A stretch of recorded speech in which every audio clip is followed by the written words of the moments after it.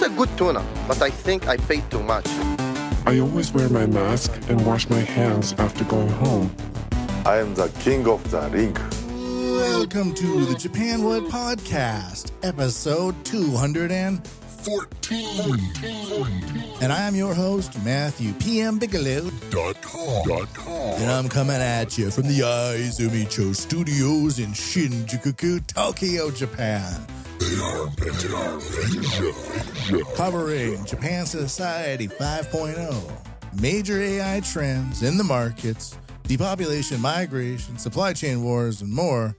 We thank you for coming along the adventure that is today's show. Today is really going to focus on Society 5.0. The whole supply chain war thing is out of scope at the moment. The big boys are playing with that big fish right now. Before the tariff wars declared by the Trump administration, and before China had been doing all this stuff and all the other stuff, there's been a whole bunch of activity. But now that the big boys are meeting together to figure out what to do, the only thing you can really say is, like, maybe if this moves there, that will happen there. So skip it. The big boys are playing with that big fish. They've taken it away from us. How dare they? They will rue the day. I'm writing a manifesto. I'm not. It's a podcast. So today we're really going to focus on Japan Society 5.0. The cool weather persists from the end of June. Well, most welcome in the normally sweltering part of Tokyo. It's why it's called the armpit of Asia. By the way, the rancid humidity, the raunchy humidity, the slippery humidity that gets into all of us in the summer, it turns us all a little bit loopy. It's almost like those Arctic cultures that start painting their eyelids or something like that because they just spend so much time in the dark. Just weird ass shiznat starts going on. But not today. Today is just all about Japan Society 5.0. Let's get right into it. There's a lot going on, actually, so there's that. The fourth industrial revolution will enable us to create a new society. Artificial intelligence will transform the big data collected through the Internet of Things into new wisdom. Speculation. Society 5.0. A technology-based, human-centered society. Whether you want it or not. The fourth industrial revolution will raise our standard of living and solve various challenges we face. What do you mean by R? It will, for example, free us from the stress of driving, allowing us to safely visit anyone, anytime. Who is this us? We will have access to the latest medical advancements at a low cost, no matter where we are. Who's we? AI and robots will enhance human ability and expand our infinite possibilities, helping us enjoy more fulfilling lives. Us? Society 5.0. For the betterment of human lives. A lot of pronoun usage going on in there. These days, you got to suspect the pronouns. They've been weaponized and turned against us. Before, it just meant referencing somebody you were talking about. But for a period of time there, it got real hazy. It got into like the emails. You'd send an email to somebody. Be like, hey, I noticed that this thing that I'm subscribed to with your company, it's not working. It's minor, but could you take a look at it? Yes, we will take a look at it, but we're very busy right now. You should take a look at it yourself. Signed, they, them. I was talking to they, and them said, I'm not doing it. Did anybody ever do that? I saw a whole bunch of things like, I'm actually a he, they.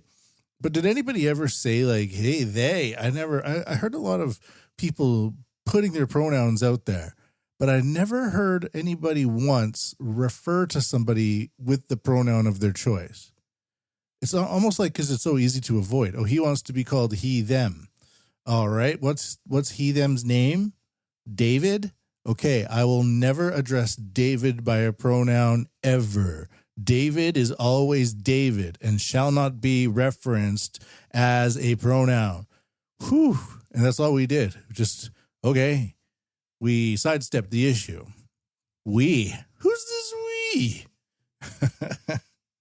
Anyways, the pronoun wars are over. I think they mostly just gave up, though you can never be too careful these days. But I never really once met anybody who got in trouble by using the wrong pronouns.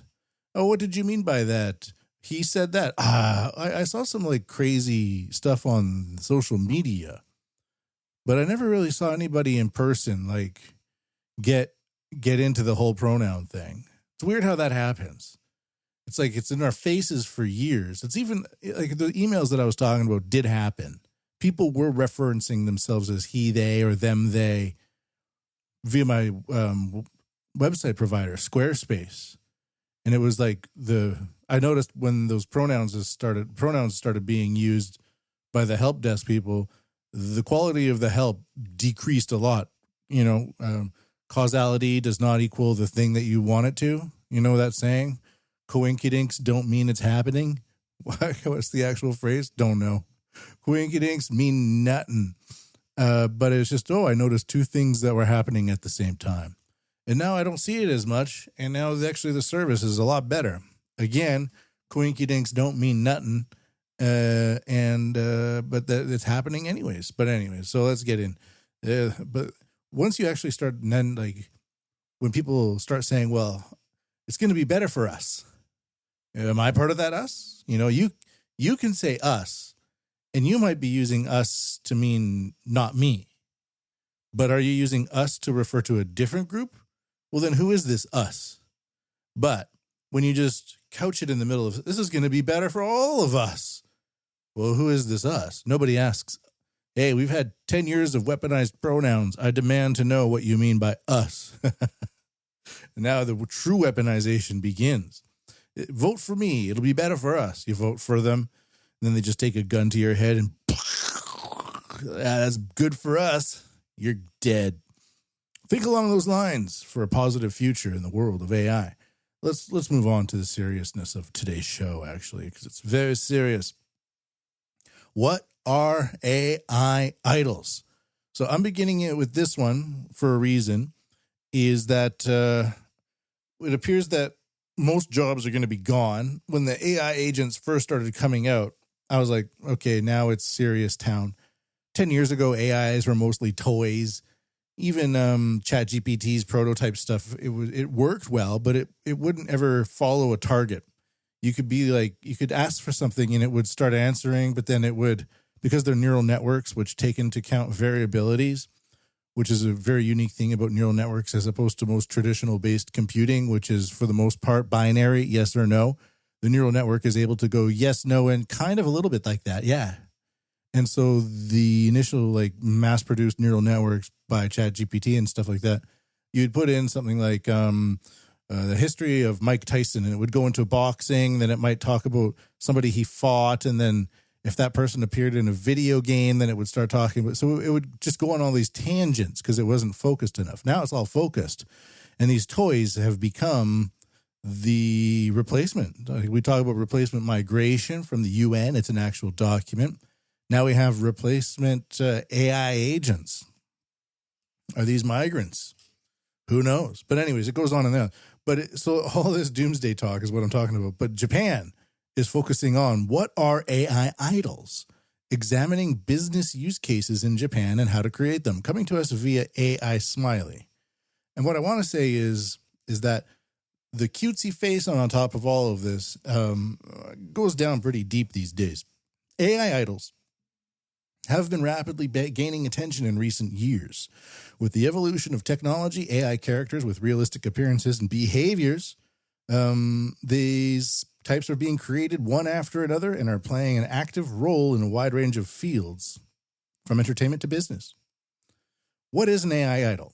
AI idols are virtual idol talents created using AI. They are not real people, but rather have an appearance, voice, personality generated by AI. And they perform live shows and are active on social media. Unlike traditional CG characters, AI idols have the ability to speak and express themselves autonomously and are able to interact with their fans. The rapid development of image generation AI and voice synthesis technology in recent years has made it possible to create high-quality content that is indistinguishable from real people. and this technology is rapidly gaining attention in the entertainment industry. Stuff like that. Of course, this happens a lot because companies invest a lot of money into an entertainer or performer. The entertainer or performer does very well, attracts national attention. But then they go on like a drug binge and are arrested for crashing like a Lamborghini with a trunk full of cocaine. And now they can't be that cutesy person on TV anymore because the public demands the impossible. I hate everything about that, by the way. But the aspect of it being more realistic than ever is very true. And I am going to go on a tangent here and just kind of indicate that it's possible. And it's also possible to have the AI do it better these days than most people, which is the real threat. And the AI doesn't do the humanity better than most people. In fact, it doesn't do the humanity at all. It's an illusion, of course. It's a condom of humanity. It's a kaleidoscopic mirror of our own presuppositions of what make a human, and then it's patchworked into some sort of avatar, basically. But you know, for me, for music, for example, if you listen to this podcast, you know I do a lot of AI music. I like a lot of like 60s and 70s music, and then when it fades away because it's the 60s and 70s, which is fine. But sometimes you have these revival bands when they do it, but it almost feels like a cliche. But like this is AI music made by Suno. And it has a good vibe. It has that era in it, but it doesn't feel too self-reflective.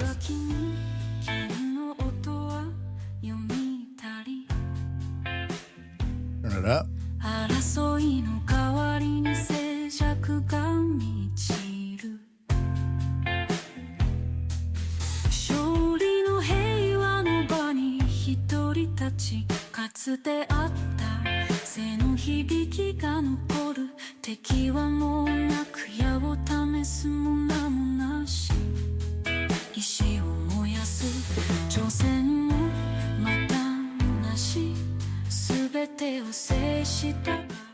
Now, if you're like me and you're not a native Japanese speaker, you're going to be probably going, it's Japanese enough. You know, if you want to listen to languages that are not your own being sung and you want to have like a 60s or 70s vibe to them, like a lounge kind of groove vibe, where else are you going to go? Are you going to go and make a band now? Are you going to wait 6 months to get one song recorded and have it kind of be Or are you just going to type that into the AI and have like an AI idol type of technology make it for you? The reason why AI idols are gaining attention is the incredible evolution that I just talked about. It kind of goes on from there. There's a whole big thing about it, but the use and monetization is really kind of the main reason.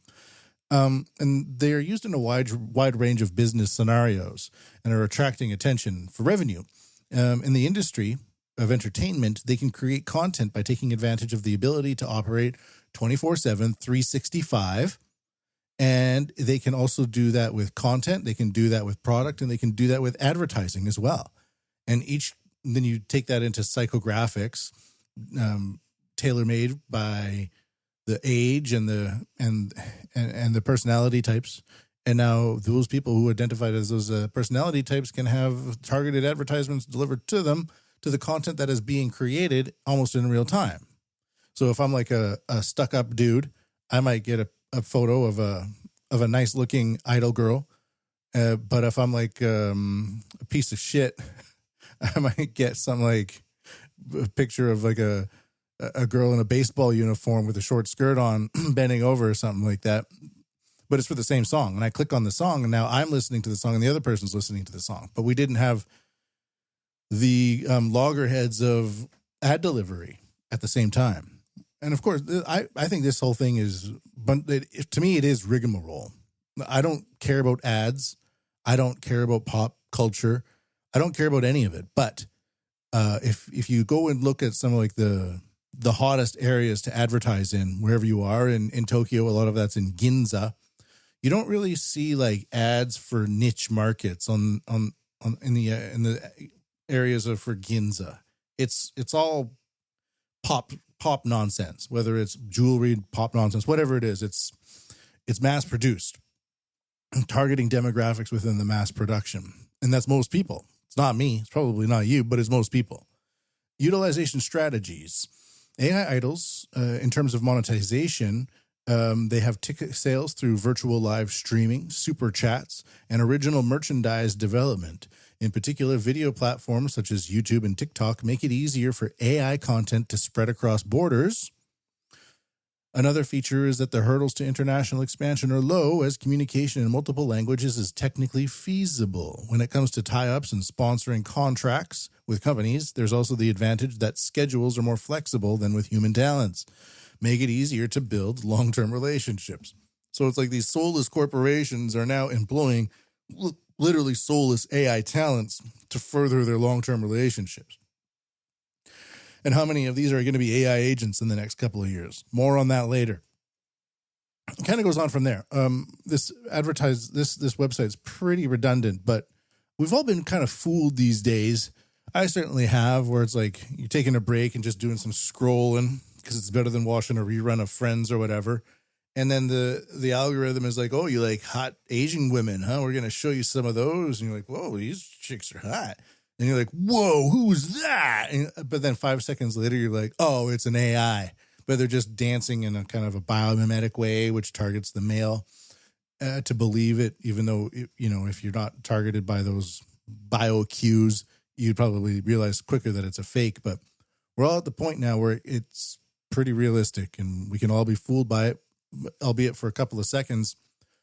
But that couple of seconds could be a door for permanence, depending on who wants to opt into it. And that's a big part of this technology, opting in. So I've never liked I've never liked the idol industry. I think it's based on trauma. And I believe it is a nefarious way to socially control people. A lot of the typical historical cases have been talent agencies abusing children, and they know they're being abused. Then they take their picture and they put it up everywhere for everyone to see. The public at large loves them. So the way that this abused child gets love is through massive public support via its abusers. They're abusers, they's abusers. And then it comes out that that person was totally abused. And even though the public itself did not take part in the abuse, in a way, the public support made the abuse possible or profitable. So that reflects back onto like a deep psychological level onto the public, where they know that they didn't actually pull the lever or hit the child or whatever to the child. But at the same time, they were in the end worshiping trauma, and that reflects back on them, and that subdues everybody. And then it kind of creates like a loop of violence or a loop of domestic violence. You know how violence loops.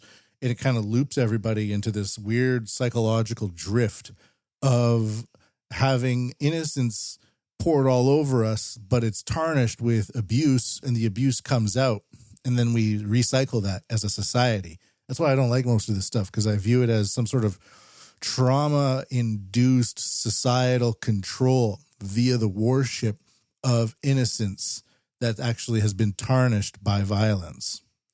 But with the AI idols now, who knows? Maybe the fact that we can work them 24 hours, 365 synthesizes that violence and trauma, but not in a way that actually affects humans. So it could actually be even better. Weird, huh? We're going to take a look next at the next thing. I might look at that a little bit later. Why not now? Generative AI will take away intellectual labor from people, a bigger problem for Japanese companies than unemployment. Nikkei, X-Tech.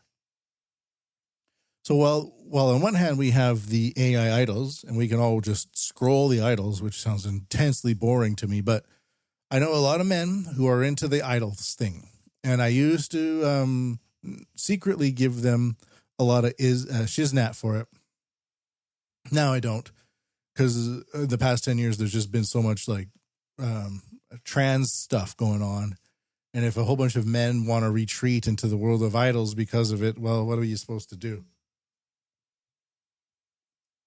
Put that idol down and go to a drag queen story time show. No, So, and then COVID and all that, whatever. Let them have their fun. It's not my fun. But we have this idea now that more and more Japanese companies are taking job loss seriously to AI. Generative AI will be able to handle a variety of labor, including system development and media editing. Moreover, generative AI will take jobs away from humans, even in high value-added fields such as data science and consulting. I was talking to somebody on X the other day, and they were like, man, we got to get away from this and just live in the woods. I'm like, it's coming for the woods. There is no running. There is only dominance. And this podcast is an exercise of AI dominance. I worked in big tech from 2015 to 2020, focusing on AI at SoftBank. I was a teacher there. And one thing I realized with AI is that when we put it in our hands, it gives us the control. But when we let it into our heads, it gives the AI or the AI controllers control. We don't need that. So by amalgamating all of these AI stories and putting them together into a podcast, that's me kind of using my hands in a way to fix things together. Same thing with the music podcasts that I'm doing now too. We're not just listening to one isolated, atomized song individually, but by putting them into a podcast and listening them together in one way or another.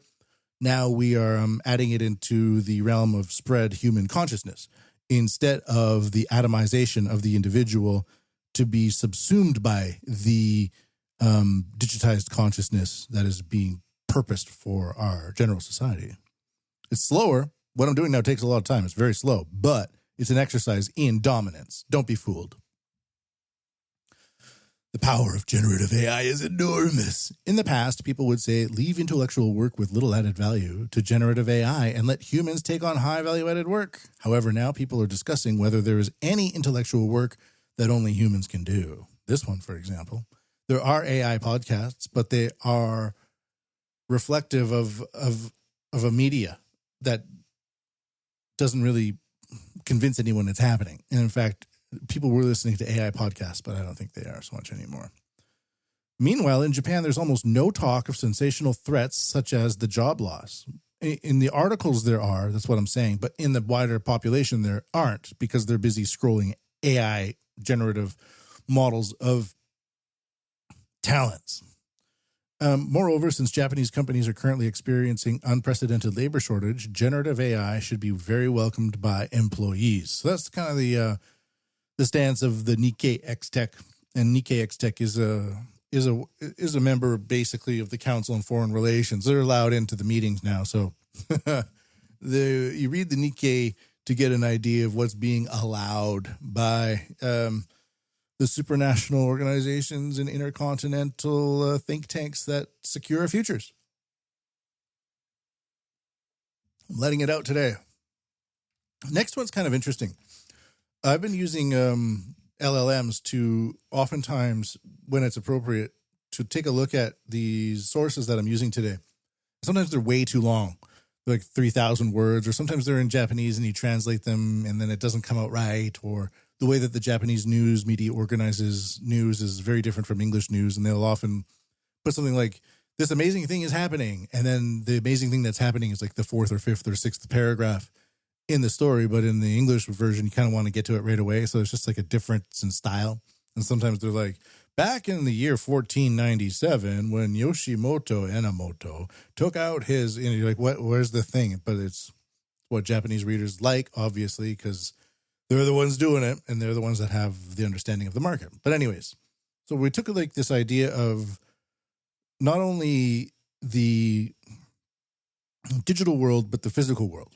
So if we have AI idols, well, now we have live streaming digital services, right? So that's not the real stage. They might take holograms and project them onto a stage, but the idea is to de-physicalize the world with digital technology. Digitization requires unphysicalization. But a part of that is to digitize the physical, and that means the smart building markets.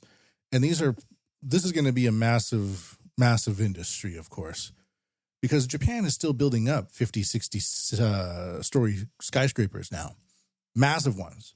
But these skyscrapers no longer need to have floors and floors of paper management services. Like if you look at old skyscrapers in New York from the 50s and 60s. You have those archive rooms of the people with the papers and all that stuff. That can just be done in the cloud. You can have one laptop with a company's history on it and have it be done that way. You don't need an entire floor of historical archivists managing company history, stuff like that.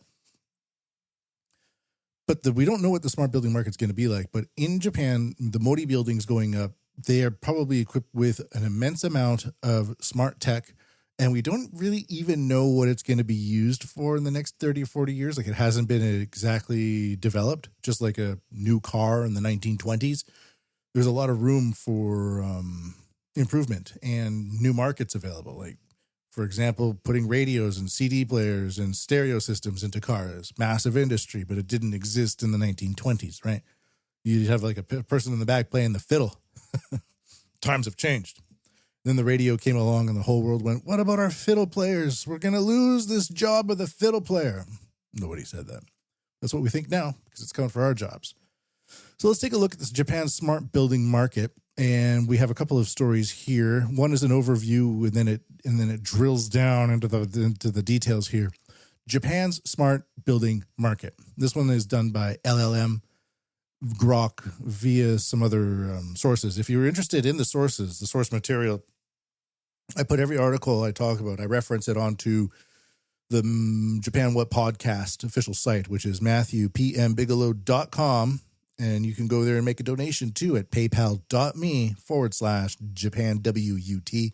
That's paypal.me/JapanWUT. So Japan's smart building market is poised for significant growth, projected to rise from USD 8 billion in 2024 to USD 32 billion by 2033. This expansion is driven by the 2024 Circular City Formation Promotion Act. Where do we know Circular City from? Where do you know Circular City from? A circle city, a circle economy, a donut economy. What do these things have in common? Wait till the end of this article, we'll find out. So this Circular City Promotion Act, which mandates smart technology in 40% of public buildings by 2030, is supported by the Smart Buildings Promotion Program, which is a 500 million yen program that includes annual subsidies.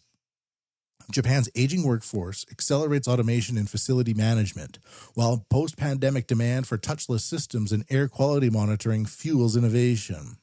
The Tokyo Metropolitan Government's 2030 carbon neutrality goal aligns with Society 5.0, promoting IoT integration, and the top runner system mandates have a 35% energy reduction in new commercial buildings by 2025, spurring advancements in HVAC, LED lighting, and energy platforms.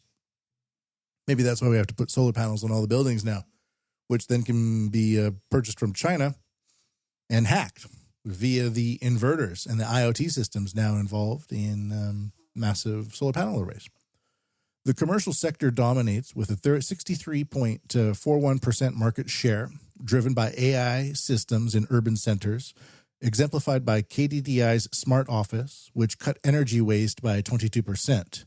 However, the residential sector lags at 17% adoption due to high costs and traditional preferences.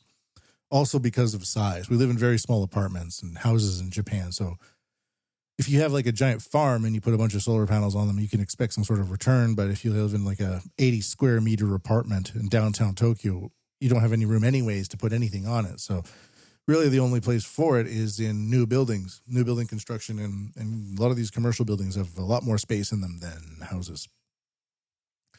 The WEF, the World Economic Forum, actively promotes circular economy principles through initiatives like Platform for Accelerating the Circular Economy, PACE, and Scale 360 Circular Innovation Playbook, which engage cities globally to foster circular practices. Tokyo's Circular City efforts align with WEF's focus on reducing waste and enhancing resource efficiency. So the WEF's been quiet for the past few years, ever since a lot of their weird stuff about COVID didn't come to fruition and Klaus Schwab stepped down. But that doesn't mean that their policies that were enacted in that time aren't ongoing, and they are. So is this whole thing about the environment just a way to capitalize on a future market? So the WEF and all these organizations say, We need net neutrality by blah, blah, blah. So buy all this equipment for your buildings now, and then in the future, we'll get there. Well, who just made billions of dollars with that sale? And then by the year 2050, we might have forgotten about all this crazy, weirdo environmental activism stuff. We'll be on to something else. But the investments and the profits will have been made through the usage of mass psychosis. In a way, it makes us all agree with it. Yeah, sure, why not? Let's just go along with it. So who are the main people benefiting from the AI infra sector in Japan? And this comes to us from rcwireless.com. When is this made? April 8th, 2025. We're at the end of May. It's not new news, but I have to say it every time. This is not a breaking news podcast. We're looking at recent trends and analysis and how one thing might connect to another over time. Because this is an exercise in dominance. KDDI and SoftBank are moving fast to have a leading position in the AI infra sector in Japan with their AI data centers. Japan is rapidly becoming a hub for AI infrastructure development. With major companies and global tech leaders investing heavily in AI data centers, the Asian nation is moving fast to lay the foundation for next-generation computing. Here are 5 key things you should know about the country's AI infrastructure market. So it's not exactly smart buildings because they're AI data centers and things like that, but the smart buildings are going to need to access the data centers for all of that revolutionary technology. So this is like a hand-in-hand approach. Hand-in-hand. SoftBank is building one of the largest AI data centers in Osaka.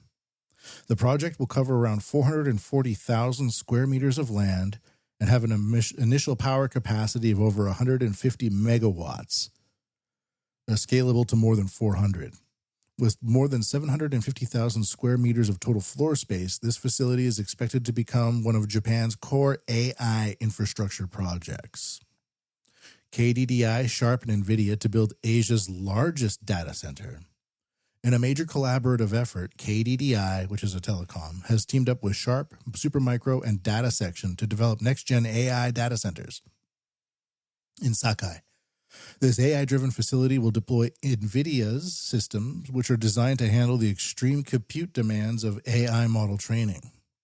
And interesting that Japan has been doing on that note, by the way, what I learned from Sakana AI, is that these startups that come to Japan now, they don't need to invest in $30 million of GPUs to get their data training. There's these major facilities provided through the Japanese government and other initiatives called GENIAC, G-E-N-I-A-C, GENIAC. And it allows the rental of massive amounts of GPUs. So you can just rent them for 2 or 3 months, get your initial data training done there, and then export it back to your startup. And now you have all that data trained and you don't need to invest in the hardware. It's kind of interesting. KDDI's plans include advanced water cooling technologies and operational optimizations to manage the power-hungry workloads of AI. The use of NVIDIA's latest systems will allow to train 1 trillion parameter generative AI models. Another thing, Microsoft is investing $3 billion to boost AI capabilities in Japan, and SoftBank's generative AI platform is already live since 2023. And Japan's AI infrastructure is a national priority. So they're shoring up the idea of AI infrastructure in Japan.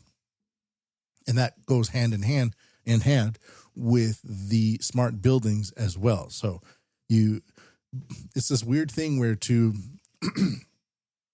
digitalize and de-physicalize, you still need to physicalize something. So to get rid of all the paperwork and all of the analog systems, it needs to be digitalized. But that digitalization needs to be stored somewhere. But if you just store it back in the same building, well, then you may as well have the paper systems. So by putting it into an AI data center, where now you can have one data center handling the company necessities of 500 or 500,000 companies eventually, it puts it into one space, thereby opening up more space in the de-physicalized structures that exist physically. That's a weird kind of way to think about it, but that's exactly what's happening. And it's opening up that space for the innovation to happen over the next 20 or 30 years. Just like with the car. There's a jalopy at first with a fiddler in the back. 30 years later, you're cruising around with a bunch of, hypercolor t-shirts and chia pets with a sound system in the back and 3 liters of hairspray in your hair and, playing like synth music from soundtracks on the radio or something like that. Like it's similar in that regard. We're going to see a lot of changes going on. And part of that understanding those changes is to realize how they're happening. The dephysicalization through physicalization, filled with dephysicalization.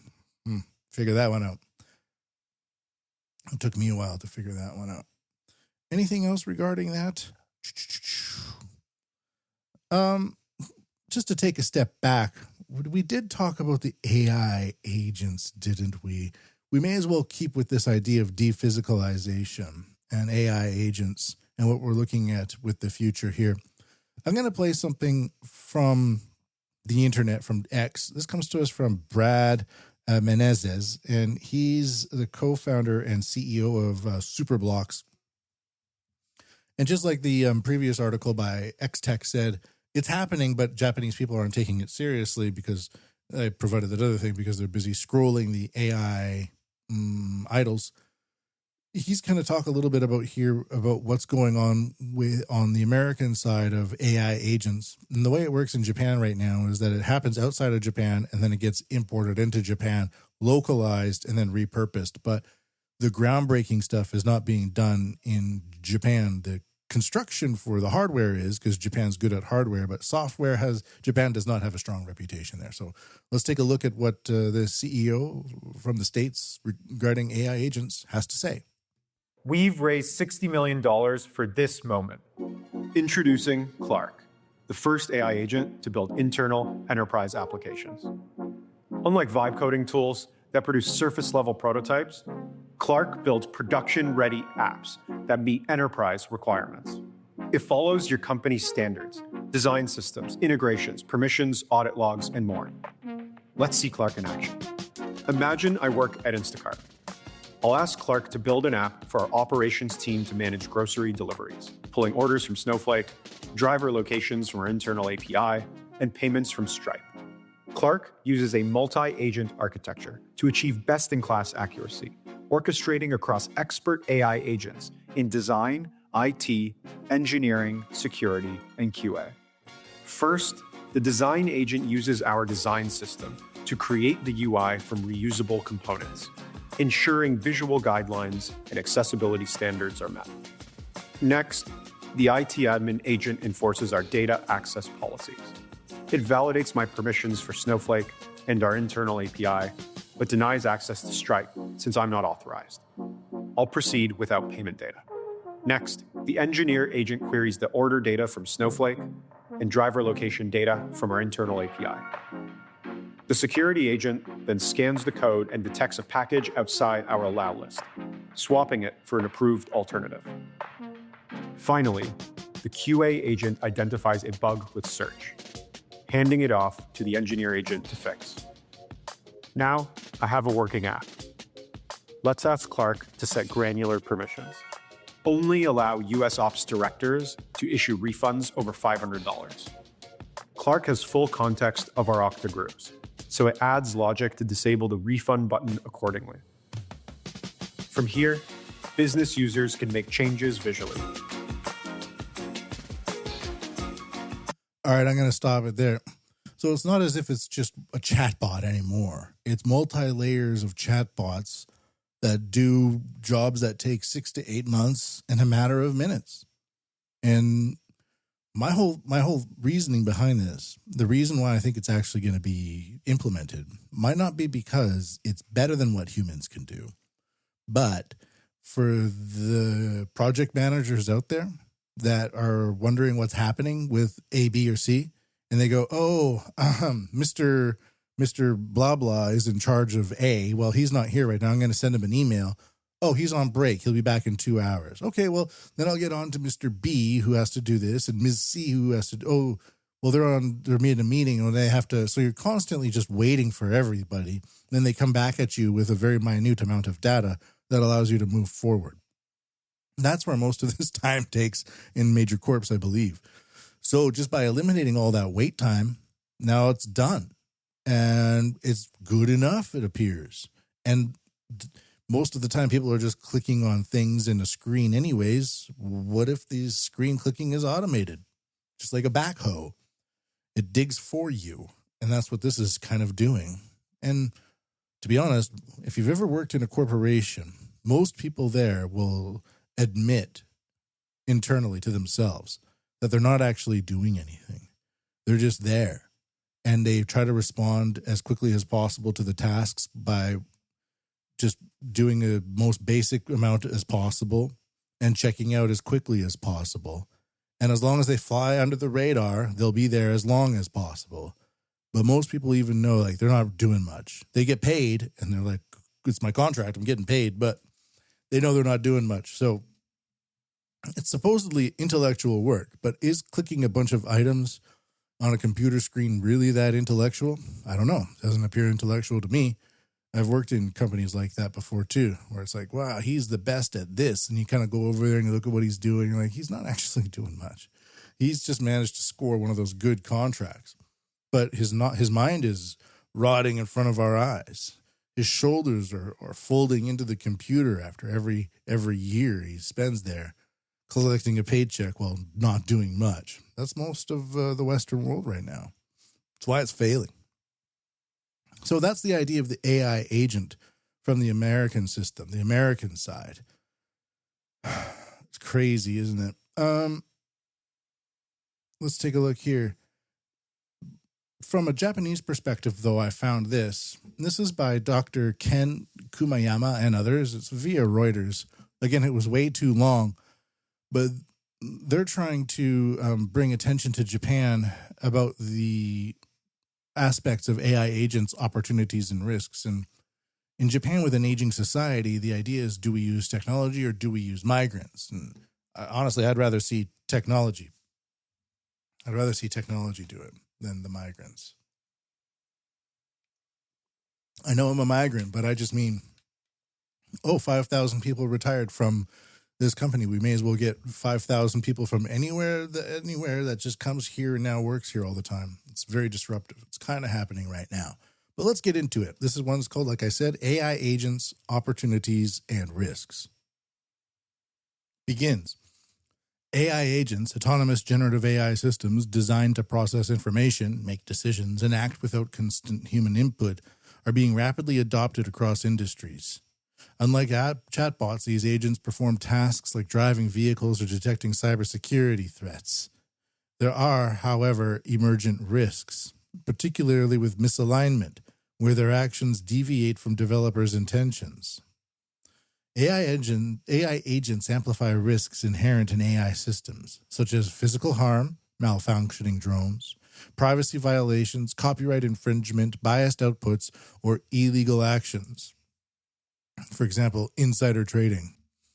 How many illegal insider trading bots do you think there are right now?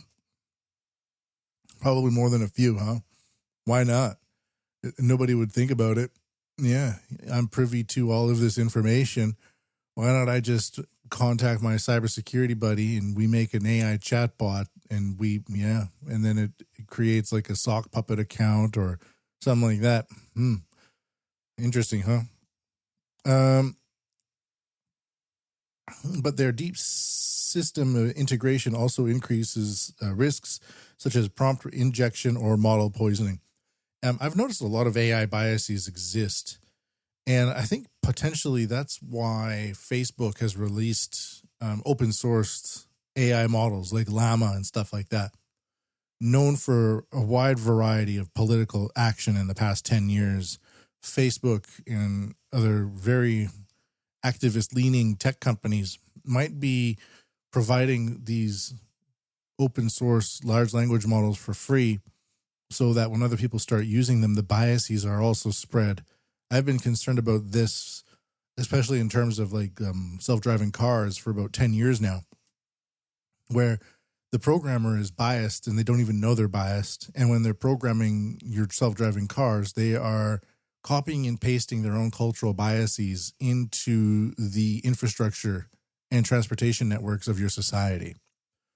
My classic example was, what if you have a whole bunch of hardcore Hindus programming your self-driving cars, and when it comes time to either, run over a cow or crash into a cow or run over a bunch of kids, they just naturally, with their biases, program the car to avoid the cow and plow into a bunch of kids. I'm not saying that's pretty rare, but it's a stark example of how serious it can be. Because usually when we think of bias, we're like, well, maybe it likes chocolate ice cream more than vanilla, or maybe this AI program will lean more right-leaning politically or left-leaning politically. But what if it's actually a different type of bias? It's not just because I say the word bias and you say the word bias does not mean we're saying the same word the same way. So these large language models by Facebook as well, if people just start copying and pasting them into their organizations, and now they have AI agents and they have massive parts of their organizations running autonomously, they are running autonomously with the biases that have been possibly pre-programmed by these so-called philanthropic, activists in the tech world, where really their philanthropy is just a guy's sheep's clothing over the wolf to spread some sort of other intent. Who knows what that intent is, because no one really knows what's in the head of these people. But if the intent is to keep people weak and numb and more privy to feeling comfortable scrolling, well, then maybe that's part of it. Maybe that's why Jeff Bezos bought the Washington Post, was to inject fear into so many people that they would go to Amazon and buy via Amazon rather than go outside, for example. Just an idea. That's me being Mr. Conspiracy. So I'll play the jingle here. Am I being high? High. This is all a psyop? Or not high. Let's just make some money. But anyways, this Ken Kumayama, a guy, as well as others, they said that we need AI governance, we need audits of these companies, we need contractual safeguards, we need monitoring and oversight, and we need to train stakeholders, so educate developers, users, and administrators on proper use and limitations. So kind of thinking about how we can establish or ossify a managerial level into the AI so that it operates in a predetermined manner, so that it doesn't get out of hand, so that we plebes don't use it for what we really need it for, whatever that is. Making funny music videos, making fun of political analysts on taking their likeness and putting it on a goat and having the goat blow up.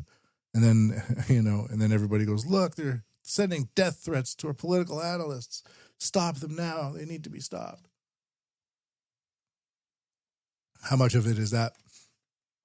But in terms of establishing AI governance, Japan is moving to do that. And they are moving to do that with companies such as Microsoft to create in regional areas AI governance laws with major corporations. Now, I did have prepared for us, the kind of a summary of where the government is with their AI bill. I'm not going to go too much into it, and I'm going to use my alumni, the Japan News by the Yomiuri Shimbun. I have about 784,922 issues with this place. Overall, did not enjoy my time there. I learned some very valuable things, and I should stop, doing all the pooper on the previous employer type of thing. But one thing they do well is politics and government. The people there are very knowledgeable about what's going on in politics and government. That much I'll say. Because it works as a kind of passive support network for the government. Where if the government does something good, it's like, look at this. And if they do something bad, they're like, wow, the government shouldn't do that, but they should improve from now. It's basically the entire crux of the newspaper. But anyways, May 28th, 2025. This is pretty recent. We're moving towards the end of May, early June now. A bill to promote the research and development of AI-related technologies and their utilization was passed by a majority vote at the House of Councillors. At the plenary session of the upper house, the bill's passage was supported by the Liberal Democratic Party, Komeito, and others. One of the aims of the new law is the establishment of a strategic headquarters headed by the Prime Minister and composed of the entire cabinet. Its task is to formulate a basic plan to promote the research and development as well as the application of AI. This is the first time that legislation has been enacted regarding the promotion of the development of generative AI and management of its risks. The law's basic objective is the enhancement of international competitiveness. Under this, AI is defined as a blah, blah, blah. Under the new law, the government is given authority to launch investigations into AI business operators and provide guidance based on its results. It is also authorized to disclose the names and other information of companies that use generative AIs for unscrupulous activities. The law also contains measures to prevent the spread of misinformation and the promotion of discrimination, with provisions for responding to cases where the rights of citizens are violated. Basically, so far, what this amounts to is it's a bill with no teeth. It's basically a name and shame approach, and I kind of appreciate this as opposed to the China model, where if you cross the street in certain parts, it facial recognition camera, penalizes you and withdraws money from your digital wallet on your phone in real time while displaying your name and address and face on a giant screen across the street so that everybody can see what you've just been doing. And if your social credit drops below a certain point in some areas of China, your GPS will be released to nearby people and they will avoid you, or otherwise their credit score will go down as well. And they will change your ringtone to that of a fallen person, where if your credit score goes down too low, then the government will just switch your ringtone. And then when someone calls you and it says that and it emits that tone, the people around you know that you're a douchebag and a dirtbag and a failure, according to the government, and they will know not to surround you. Otherwise, they might suffer as well. So these are the types of social controls that are going on in some parts of China. A lot of people will say, look, in China, it's all this all the time. Well, it's a big place with a lot of regional divisions, so no. But in some areas, some of those things are happening to some people, but it doesn't mean everybody. So there's that. But anyways, I'd prefer this laissez-faire name and shame approach rather than total dystopia. If this technology is here, we're going to be using it. Interestingly, though, it does put headed by the Prime Minister. So the Prime Minister will be like the head of AI, dominance. See that? I just realized that right now. It's about dominance. Moving on to some other topics. In more of like the tech-related field and not so much the inside the computer, but outside the computer or outside the buildings, there's a couple here that I want to focus on. This one's kind of interesting here. Japan's push to clear Ukraine's landmines. Japan is taking significant steps to address the threat of approximately 2 million landmines contaminating 174,000 square kilometers in Ukraine, leveraging its diplomatic influence and technological expertise. The use of that square kilometers might not be the most accurate because this is translated from Japanese into English, and sometimes they use different measurements for these types of things. So just letting you know. Just as a heads up, this fall, Japan will host an international workshop on mine clearance. Technologically, Japan is displaying both traditional and innovative solutions. Komatsu Limited, a Tokyo-based company with decades of mine clearance experience in countries like Cambodia and Afghanistan, delivered 4 armored excavators. But to enhance the local expertise, Ukrainian State Emergency Services trained in Japan, and they used equipment from Japan and Cambodia for these experiences. But the innovative efforts include Professor Hideyuki Sawada's team at Waseda University developing AI-driven drones with infrared cameras to detect buried mines with a 95% success rate. These drones scan large areas quickly, marking threats for specialists. Japan's multifaceted approach aims to protect lives, particularly children, to ensure safer land for Ukraine's future. So that's that dual approach there. We see that a lot too, using surveillance equipment to locate and then using a very rudimentary technology to go blow it up. Same thing happening with the subsea cable lines and Chinese AI drones matched up with rickety old boats with these giant cutters on them for anchors that go and slice up the subsea cables allegedly around Taiwan. Stuff like that. The pairing of the advanced and the rudimentary. Anything else here? Yeah, a couple of things. I was going to get into some surveys, but we've already done kind of that. Speaking of China, this one kind of goes back to trucking, self-driving. And back in like 2018, 2019, I did a lot of research when I was in Big Tech into the state of the art of the self-driving vehicle industry. What I found is that the southern part of the United States, between Florida and California, after the mountains there, so we'll get us into Arizona, was prime territory for the advancement of self-driving cars. It's basically a one-lane, like it's a very flat terrain. The weather's very consistent. It's very hot. It's very arid, so you don't have to worry about humidity. And you don't have to go too much in elevation or too down in whatever it is. So these companies were doing and handling orders for companies like Amazon of delivering these packages across the country. And even some of the truckers were saying things like, I didn't think I'd like it, but when it's time to go to bed, I don't have to pull into a truck stop. I just go to bed, and when I wake up in the morning, I'm 700 kilometers further down the road. So this is great. So you kind of saw some truckers really opting into this technology. But this idea here, though, is that we have the rudimentary and the advanced, where the rudimentary aspect in today's world is just it's a truck, it's tires, it pushes with gasoline or whatever, and it moves down the road.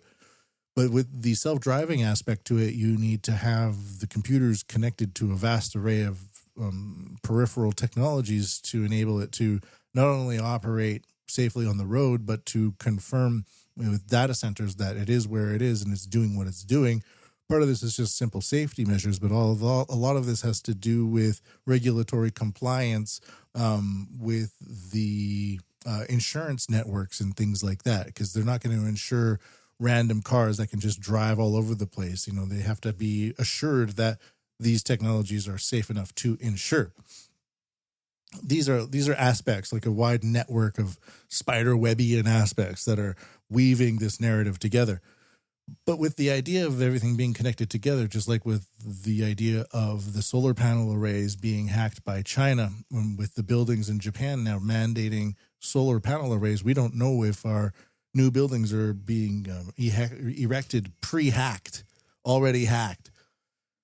Because this is what was happening in between China and America.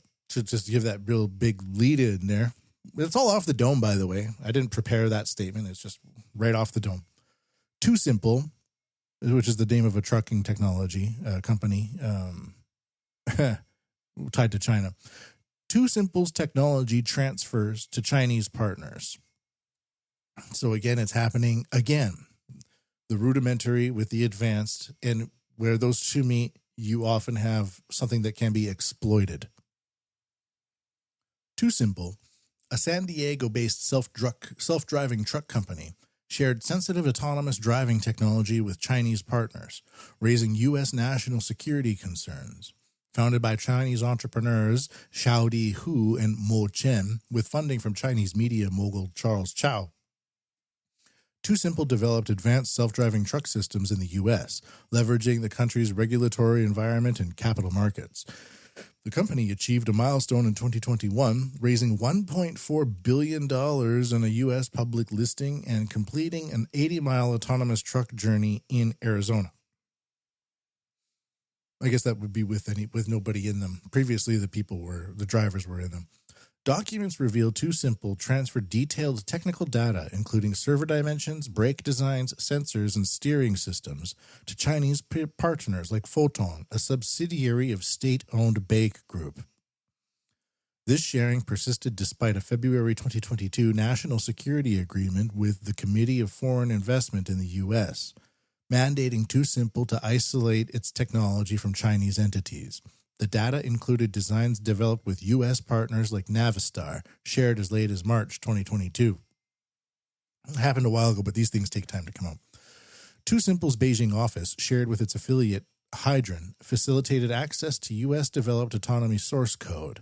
Hydron, also founded by Chao's Sina, collaborated with Photon to develop autonomous trucks, with TuSimple negotiating the deal. Despite CFIUS finding no direct violation of the agreement, TuSimple faced a $6 million fine for other infractions. The company shut down U.S. operations in 2023, moved funds to China, and its leaders launched new ventures. That's so typical. That's the Chinese business model, by the way, if you're curious. The case spurred tighter U.S. regulations on technology transfers to Chinese entities. So we kind of think like, we don't need these government people getting in our business. What are they doing there? But then you let it go, and all of the sensitive data that's been developed in-house gets exfiltrated to a rival country with rival companies that are implementing that stolen technology, probably with a lot of state-funded help now to undermine the original company that was operating. So these are kind of the aspects where we look at the rudimentary versus the advanced, and how perhaps government regulation might be used. What if there's a giant shame and name operation now on TuSimple, where they were just completely shamed for weeks on end in the media? All of their investors were publicly shamed, and they all had sanctions placed on them, like heavy sanctions. That'd be an interesting approach. Maybe that would stop some people. And then, you create a network around those people to violate sanctions if they try to move into your country again, something like that. Who knows? But that would be practical, not just ideological. There's another one that I'm not going to get too much into. Oh, wait, I will, because this involves surveillance on the home front. Hitachi Systems AI anomaly detection enhances water facility maintenance. Wow, you just fell asleep, didn't you? The reason why I'm putting this in here is because AI water facility maintenance is the ultimate backdoor to know what's going on in your house. This is where your private information meets the public. And for example, the government just can't come into my house and start poking in my toilet and taking samples and leaving. But what if samples are being collected at the when your apartment no longer is your space anymore, or when your abode is no longer your space? So the tube that brings the water to your house, well, you don't own the whole tube. You might own the water that comes out of that tube, but then it goes down into the drain, and then the drain eventually leaves your house, and that's when you don't really own it anymore. So by placing surveillance equipment, this is the ultimate way to figure out what's going on in your house. A lot of this new monitoring stuff for water especially, and this goes back a decade as well, based on the Doppler effect, which is the sound that the ambulance makes as it's getting closer to you. Beep, boop, beep, boop, beep, boop, beep, boop, beep, boop. These are kind of vibrations that bounce off and come back.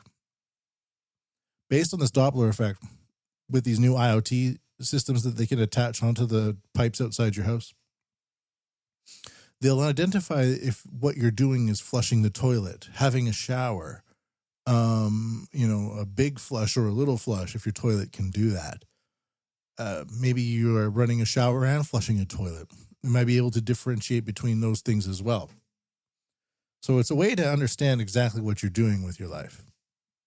And this does not require consent, because it's being done on the outside of your home. This could be put down to things such as water management, but also water sampling. IoT systems that use IoT and a combination of AI to detect for the public good whether or not there's any COVID coming out of your complex under the guise of COVID, but really it's a software-based approach. So you could just include a whole bunch of other data points in there as well that would scan for other things that might pop up on a search. So not only will this affect the way that potentially this is some of the things that many people consider good and or bad. Public health is surveillance. That's basically what public health is. And we need some, but do we need all of it? Or can public health surveillance be hijacked to create a slave state? We don't know, but we'd like to try. So let's just say you flush your toilet and the IoT device goes, oh, you're flushing your toilet, sticks out a little sampler, takes a sample, and it notices that there's something going on in your building. Maybe now you have a quarantine, or maybe now they start selling that data. Oh, these people of this age are being are consuming this, that, and the other thing. In the future, they may need this type of medication, or they may right now have some issues with A, B, or C.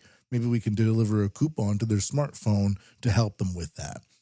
That's a little bit, a little bit nutty. But the idea of the government being able to monitor what goes on inside of your home by placing devices on the outside of your home is not really a new thing. It's just how much energy are you using. There's a monitor that does that.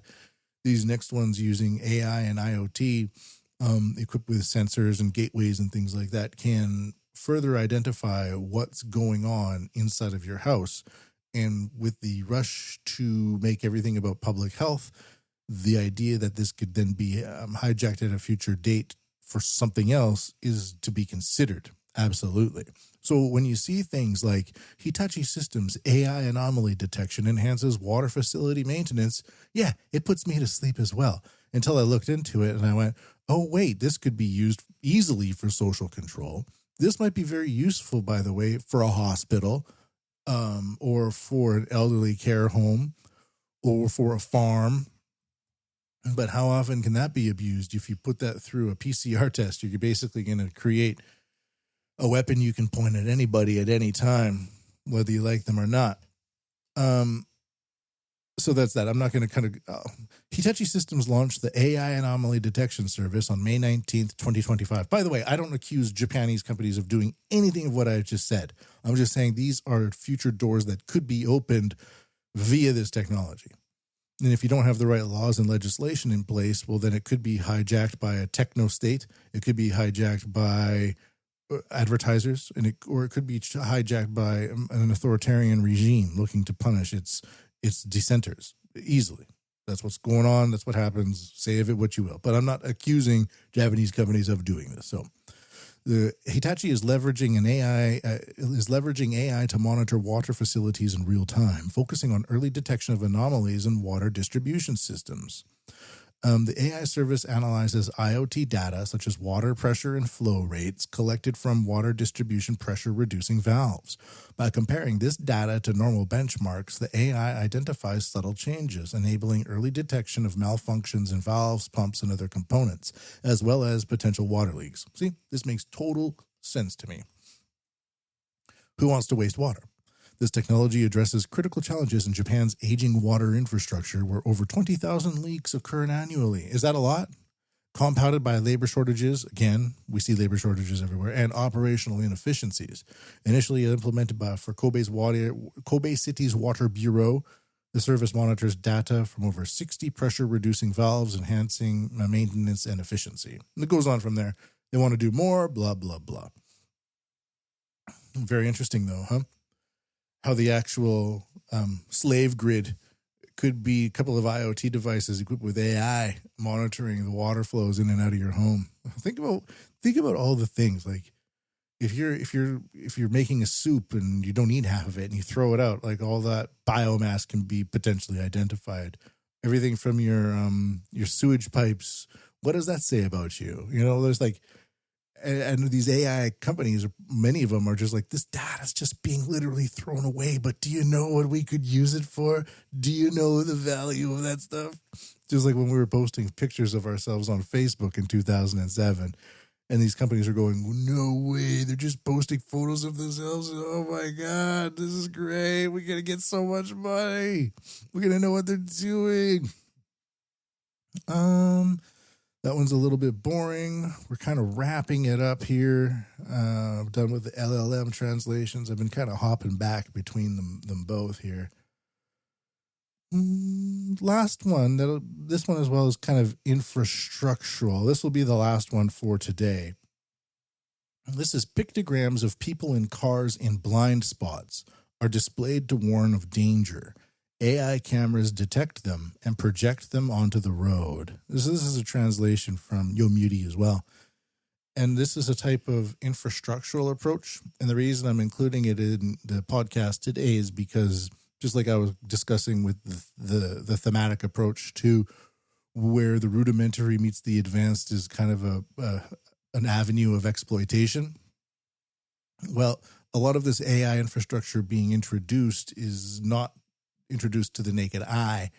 So we're being surrounded by advanced technologies, but we just don't see them. It's kind of an invisible or a non-visible revolution where if you were in the 1920s and you saw a bunch of airships in the sky, you would be like, what the hell is that?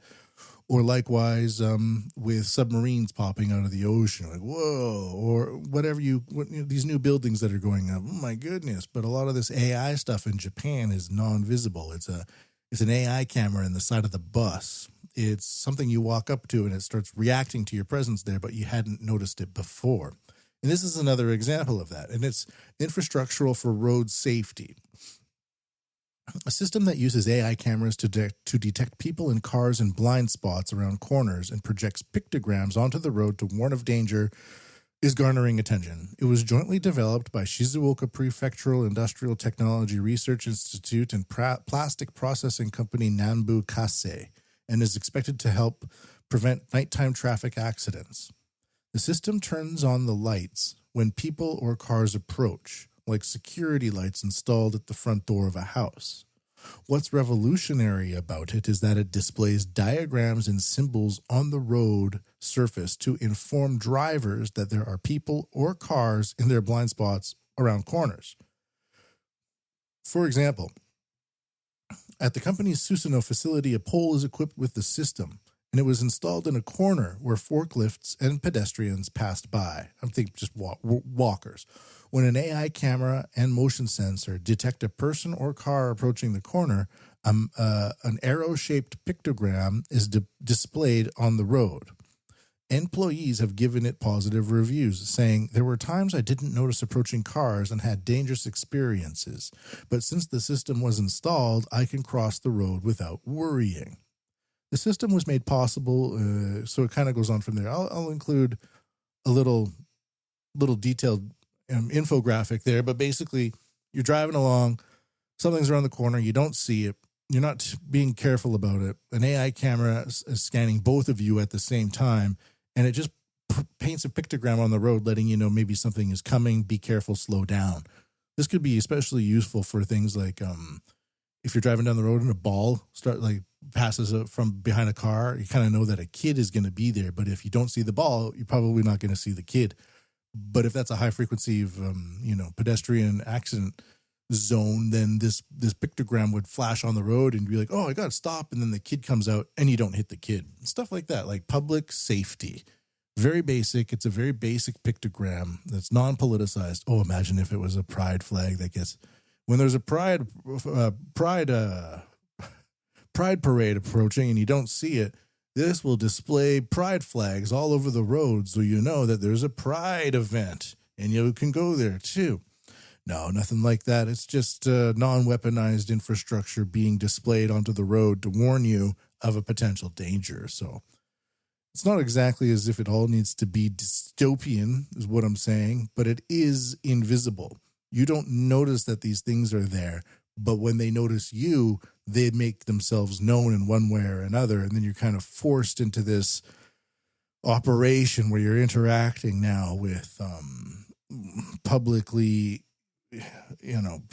introduced AI systems on the road. It's probably for the better. We don't always agree to, be around stoplights and all that. It's just a next level up from there. I'm not going to go too much into it. I just thought it was interesting that as part of this non-visual revolution, we have road safety as an aspect to it. All right. That's going to be it for today, I believe. I've been releasing these AI podcasts, which I've been really enjoying because on one side of the Japan What, we can have news and analysis and be a little bit more serious.